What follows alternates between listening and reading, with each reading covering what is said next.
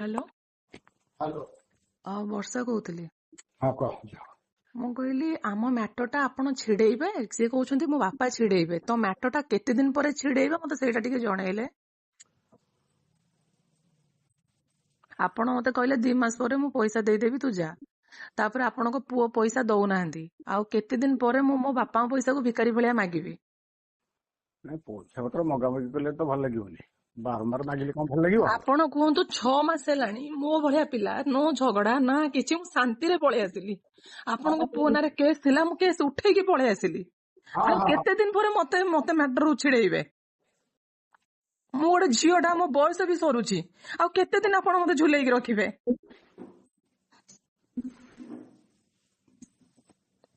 Case ଚାଲିବ, ଲୋକ ଜାଣିବେ, ଆପଣ ଭଲ ଲାଗିବ? ଆପଣ ନିଜେ କୁହନ୍ତୁ। କେସ୍ ଚାଲିବ, ଲୋକ ଜାଣିବେ, ଟାହି ଟପରା କରିବେ, ସତ କଥା ଜାଣିବେ ଯେ ଟୋକାର ଏମିତି ଲଫଡା ଯୋଗୁ ଝିଅ ଛାଡିଲା। ଆପଣ ନିଜେ ମୁଣ୍ଡ ଟେକି ଚାଲିପାରିବେ ଯଦି ମୁଁ କେସ୍ କରିବି? ନାଇଁ ନାଇଁ ନାଇଁ କେସ୍ କାସ୍ ହେଲେ କଣ ଲାଭ ହବ ଯେ? ସମସ୍ତେ ମୁଁ ତ ଲୋକ ଅଛନ୍ତି। ସାଇଲେଣ୍ଟ ରହିଲାଣି 6 ମାସ ହେଲାଣି, ମତେ ଛିଡଉନାହାନ୍ତି କଣ ପାଇଁ? କି ଛିଡେଇବ? ମତେ କହୁଛନ୍ତି ମୋ ବାପା ଆସି କଥା ହେବେ। ହଁ ତମ ବାପାଙ୍କୁ ଡାକ, ଆମେ 2 ଜଣ ଆମେ ବସିବା। ତ କଥା ହେଲେ, କୋର୍ଟରେ ବସିଲେ, ସବୁ ମ୍ୟାଟର ଛିଡିଲା, ଆଡଭୋକେଟ ବସିଲେ। ଆପଣ ପୁଣି 2 ଜଣ ବସିକି କଣ କଥା ଛିଡେଇବେ? ଆମର ତ ଯାହା କଥା ଛିଡିବ କୋର୍ଟରେ ଛିଡିବ। ଆରେ ସେ କୋର୍ଟ ଛିଡିବନି, ଏ ଯୋଉ ଦବା ନବା କଥାଟା। ହଁ, ଯଦି ଆମର ପଇସା ଦବା ନବା, ବାପା ବୋଉଙ୍କ ଭିତରେ ଦବା ନବା କଥା ନାହିଁ। ଆପଣ ଆମ ଆଡଭୋକେଟ ସାଥିରେ କଥା ହେବେ, ସେଇଠି ଏଗ୍ରିମେଣ୍ଟ କରିବେ। କାଳେ ମୁଁ ପଇସା ନେଇ ଠକିଦେବି, କାଳେ ମୁଁ ମିଛ କହିବି, କାଳେ ମୁଁ ଫାଙ୍କି ଦେବି, କାଳେ ମୁଁ ଆପଣଙ୍କ ପୁଅକୁ ହଇରାଣ କରିବି। ସେଇଟା କୋର୍ଟ ପେପରରେ ସତ କଥା କହିବ ନା କଥାରେ କଥାରେ ସତ କଥା ବାହାରିବ? କୋର୍ଟ ହବ, ଭଦ୍ରଲୋକ ହେବେ। ବାହାଘର କଣ କୋର୍ଟ କରିଥିଲା? କୋର୍ଟ ହିଁ, ବାହାଘର କୋର୍ଟ କରିଥିଲା? ବାହାଘରର ସାର୍ଟିଫିକେଟ ଆମର କୋର୍ଟ ହିଁ କରିଥିଲା। ପ୍ରଥମ ବାହାଘରଟା ଆମର କୋର୍ଟ ହିଁ କରିଥିଲା। ଆମ ବାହାଘରକୁ ଭଦ୍ରଲୋକ ବି କେହି ଆସିକି କରିନଥିଲେ, ମୋ ବାପା ବସି କରିଥିଲେ। ଆପଣ ଆସିକି ଆଡଭୋକେଟ ହାତରେ ବସିକି କଥା ହଉନାହାନ୍ତି। ମୋ ବାପା ବସିଥିବେ, ଆଡଭୋକେଟ ବସିଥିବେ, ଆପଣ ବସିଥିବେ, ପରଫେକ୍ଟ ନିୟମରେ କଥା ବାହାରିବ। ଆଉ ମନ ଇଚ୍ଛା ଆମେ କଥା ବାହାର କଲେ କିଛି ତ ଲାଭ ନାହିଁ ନା।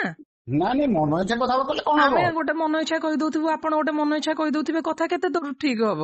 ନାଇଁ ନାଇଁ ନାଇଁ ସେଇଟା ଠିକ ନୁହଁ, ବୁଝିଲି।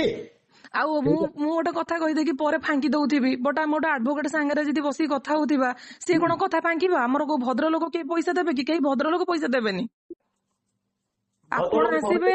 ଆପଣ ଆସିବେ, ଆପଣଙ୍କର ଠିକ ଅଛି, ଆପଣଙ୍କ ତରଫରୁ ଭଦ୍ରଲୋକ ଆଣନ୍ତୁ, ମୋର କିଛି ଲେନ ଦେନ ନାହିଁ ହେଲା। ଆଉ ମୋ ବାପା ବସିଥିବେ, ମୁଁ ବସିଥିବି, ଆପଣ ପୁଅ ବସିଥିବେ, ଆପଣ 100 ଭଦ୍ରଲୋକ ଆଣନ୍ତୁ, 200 ଭଦ୍ରଲୋକ ଆଣନ୍ତୁ, ସେଟା ଆପଣଙ୍କ ଉପରେ ଡିପେଣ୍ଡ କରେ। କାହିଁକିନା ମୋର କଥା ମୋ ବାପା ଆଉ ମୋ ଆଡଭୋକେଟ ହେବେ। ମୋର ଏଠି ଭଦ୍ରଲୋକ ଲାକିକି ଲୋକ ଲଜ୍ଜା ହବାର ନାହିଁ। ଲୋକ ସବୁ ଜାଣିବେ, ହଁ ପୁଅ ଏମିତି ଲଫଡା କରିଥିଲା, ମୋ ଗାଁ ଲୋକ ଜାଣିବେ ପୁଅ ଏମିତି ଲଫଡା କରିଥିଲା ବୋଲି ଝିଅ ଛାଡିଦେଲା। ମତେ ଲୋକ ଲଜ୍ଜା ହବାର ନାହିଁ। ମତେ ଟୋଟାଲ ଲୋକଙ୍କୁ ଜଣେଇବାର ନାହିଁ ମୋ ସ୍ୱାମୀର ଏଇ ଗୁଣ ଯୋଗୁଁ ମୁଁ ଛାଡିକି ଆସିକି ରହୁଛି। ମୋ ଜଣେଇବାର ନାହିଁ ବୋଲି ମୁଁ ଭଦ୍ରଲୋକ ଡାକୁନି।